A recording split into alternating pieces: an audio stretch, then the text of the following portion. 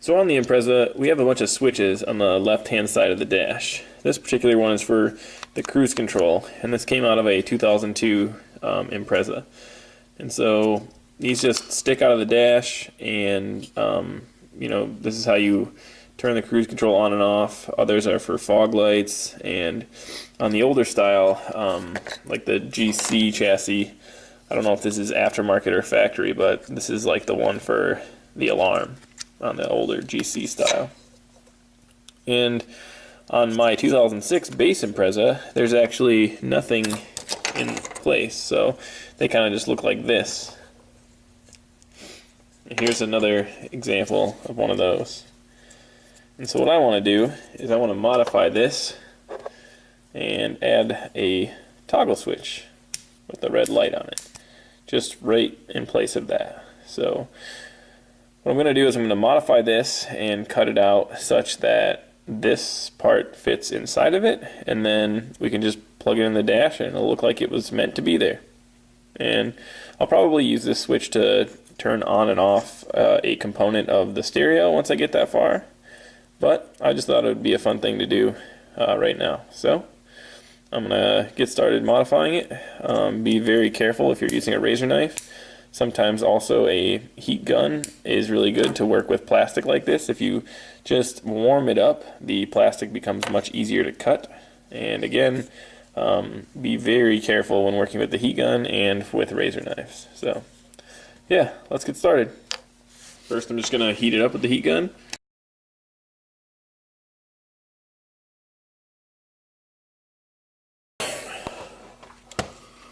Not too hot, as I can see it's already starting to melt a little bit.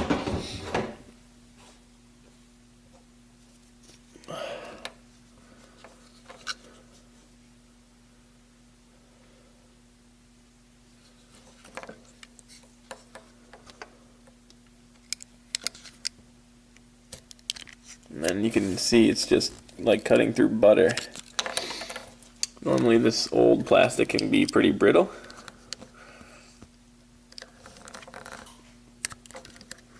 But yeah, that part just came off super easy.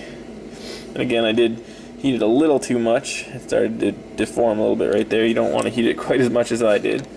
So take my advice, don't do as I do. I have to bend it a little bit just to fit this part in here. And so what happens here is essentially push this through. Oh no, actually we push it through this side, and then once it gets past these little two clips here, that'll hold it in place. So really all I have to do is basically cut out the size of the inside diameter of the switch on this guy. I can see the height and try to center it there. I'm just gonna mark a couple of lines generally where that is. We'll say right there, and also right there. Doesn't have to be perfect just yet. And then line it up this way and have a look at about how wide you're gonna need it. So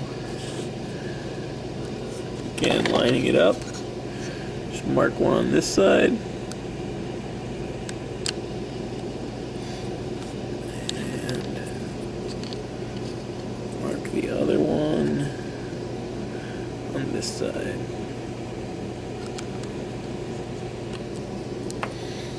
And then we just have some rough dimensions sketched out, and I know that if I put this over top of that and just kind of look at it, there is a point where I can't see any of my markings, so I know that the cover of this will cover any scratches or anything that I put inside that perimeter that I just drew. So now this is going to take a little bit of finesse, but what we're going to do is just try to make this more square. And it doesn't have to be perfect. If you really want to get perfect, get out your tape measure or measuring stick or whatever you want, and straight edge and do all that. But you know, really the art here is that this cover on the front side is going to cover up anything within this perimeter, so we don't need to be perfect and it'll still look perfect. So that's the way I'm going to take this approach. So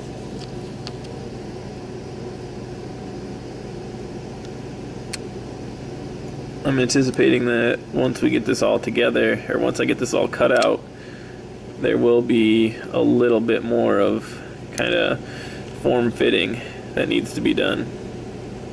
So I will have to just take off a little chunk here and a little chunk there.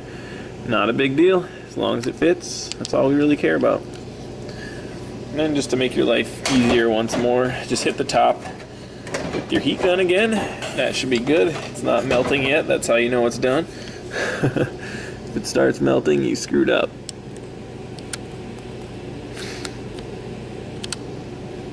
It's a lot tackier now, and you can see that just pushing the knife into it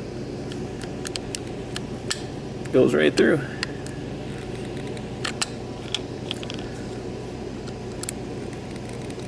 It's not quite as warm as it was last time, so it's not quite as easy, but again, last time I managed to melt it, so it's not what I'm going for here. You can also use a Dremel on this, probably easier. I don't know. My Dremel really sucks, and I have had bad luck with them. I think that I always try to use the Dremel for something that it's not intended for. Well, this would probably be perfect for what it should be used for. Get some leverage here. Keep your fingers back.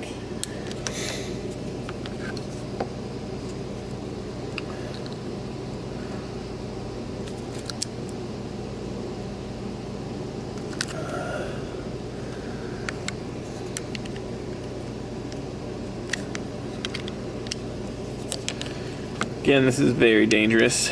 Obviously, some people will probably be cringing watching me do this, but there's a lot of people out there that are skilled with the razor knife, especially in like the flooring or carpentry industry. It's something that is used frequently. So, I mean, those guys, they get really good with these things and they know how to be careful.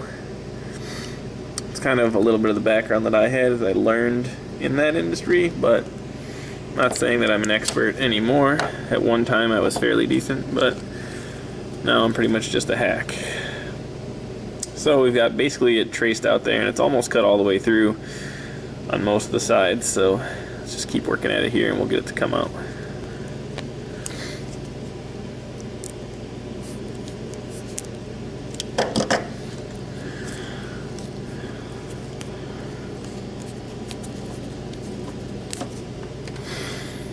There you have it.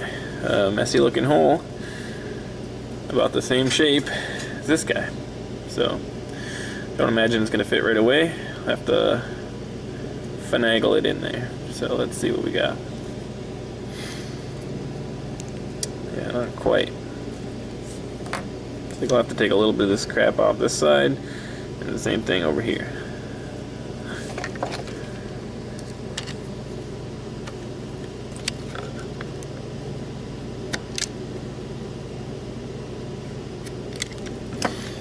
Actually makes it look a lot cleaner too.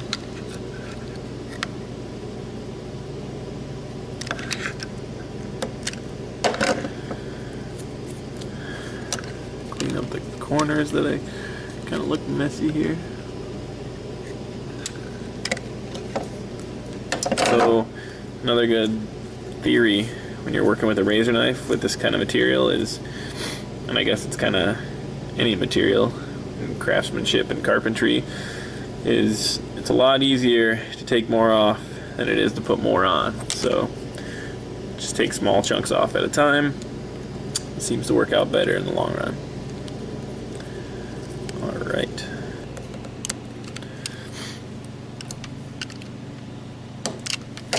Alright, there's a lot more off there. So check again.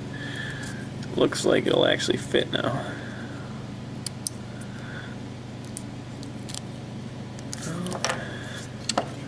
Almost.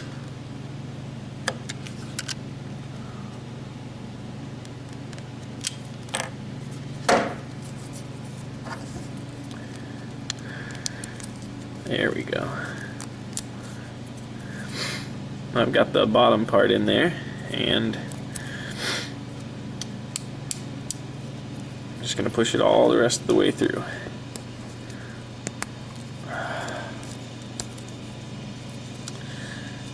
And look at that. Fits nicely.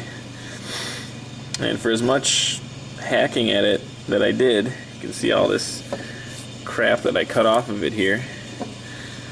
Just with no tools besides a heat gun, a razor knife, and some pliers, it actually looks pretty darn good. Apart from where I melted it a little bit right there, but you guys should know to not do that same thing yourself, because you just saw me do it. Let's just kind of look at it on the car now. This would go on this side of the dash, which is all taken apart. You can see I have, these are just nothing, so this goes right in here.